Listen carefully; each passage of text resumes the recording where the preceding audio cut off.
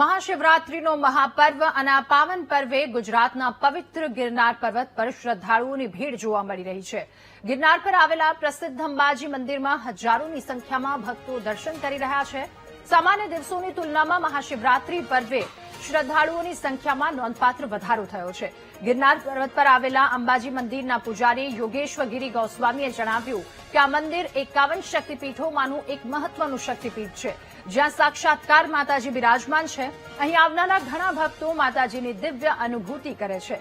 રાત્રે ઘણી વખત માતાજીના ઝાંઝરનો અવાજ પણ સંભળાતો હોય છે, જે ભક્તોને અલૌકિક અનુભવ આપે છે. આ મંદિર સાથે અનેક લોકવાયકાઓ અને પૌરાણિક કથાઓ જોડાયેલી છે, જે ભક્તોને વધુ આકર્ષે છે.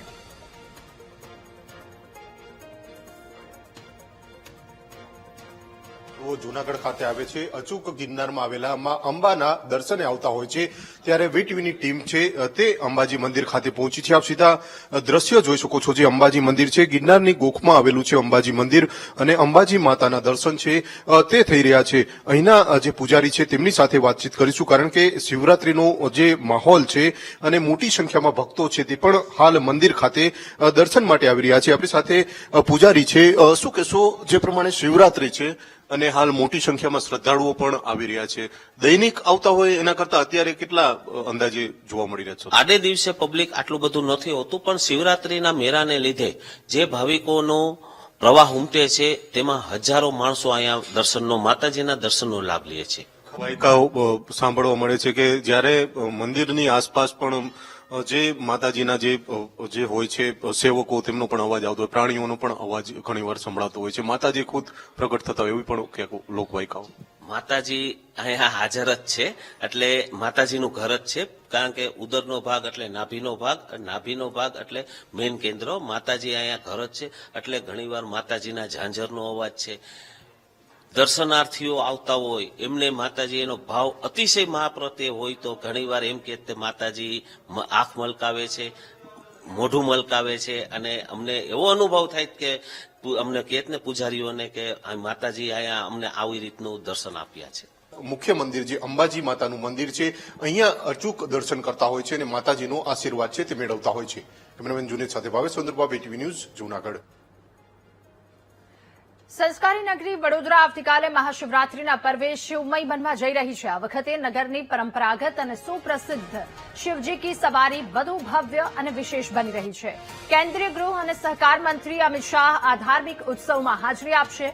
પ્રતાપનગર સ્થિત ઋણમુક્તેશ્વર મહાદેવ મંદિરથી આવતીકાલે બપોરે આ ઐતિહાસિક શિવજી કી સવારી પ્રસ્થાન કરશે. આ સવારી શહેરના મુખ્ય માર્ગોમાંથી પસાર થઈ ભક્તોને દર્શન આપશે અને છેવટે સુરસાગર તળાવ ખાતે પહોંચશે. આ યાત્રા લગભગ 5 કિલોમીટર લાંબી હશે, જેમાં હજારો ભાવિ ભક્તો જોડાશે. સુરસાગર તળાવની મધ્યમાં બિરાજમાન 111 ફૂટ ઊંચા સુવર્ણ જડિત સર્વેશ્વર મહાદેવની ભવ્ય મહાઆરતીમાં અમિત શાહ સહભાગી થશે. તેઓ સાંજે 6 વાગ્યે વડોદરા એરપોર્ટ પર પહોંચશે અને સીધા સુરસાગર તળાવ જઈ આરતીમાં ભાગ લેશે. આ સાથે જ આવતીકાલે ભારત અને પાકિસ્તાન વચ્ચે આઈસીસી T20 વર્લ્ડ કપની મહત્વની મેચ પણ કોલંબોમાં યોજાવાની છે, જેને લઈ શહેરમાં કોઈ અનિચ્છનીય ઘટના ન ઘટે એ માટે વડોદરા પોલીસે અત્યંત ચુસ્ત અને વ્યાપક સુરક્ષા વ્યવસ્થા ગોઠવી છે. સુરક્ષામાં 8 ડીસીપી, 14 એસીપી સહિત હજારો પોલીસ જવાનો તૈનાત રહેશે. આવતીકાલે મહાશિવરાત્રીનો પર્વ છે. સાલાના સાલ મુજબ વર્ષોથી શિવ પરિવાર યાત્રા ઋણમુક્તેશ્વર મહાદેવથી નીકળે છે. વડોદરા શહેરના શિવ ભક્તો આનંદથી આ ઉત્સવ ઉજવે છે. મારી વિનંતી કે આ ઉત્સવમાં જોડાઓ અને રંગે ચંગે આ ઉત્સવ ઉજવો. આ વખતે જે મહાઆરતીમાં ખાસ કરીને ભારત સરકારના ગૃહમંત્રી અમિતભાઈ શાહ તેમજ રાજ્યના ભારતીય જનતા પાર્ટીના પ્રમુખ જગદીશ વિશ્વકર્માજી બી પધારવાના છે. આવતીકાલે જે ડી-ડે છે, આના અનુસંધાને વડોદરા શહેર પોલીસ તરફથી 9 ડીસીપી, 16 જેટલા એસીપીઓ, 85 જેટલા ઇન્સ્પેક્ટરો, 175 જેટલા સબ ઇન્સ્પેક્ટરને 3,500થી વધારે પોલીસ અધિકારી કર્મચારીઓ સાથેની એક સુરક્ષા વ્યવસ્થા ગોઠવવામાં આવેલ છે. આમાં 400 50થી વધારે ટ્રાફિક બ્રિગેડના માનદવેદકો, 750થી વધારે ગૃહરક્ષક દળના માનદવેદકો પણ તૈનાત થનાર છે.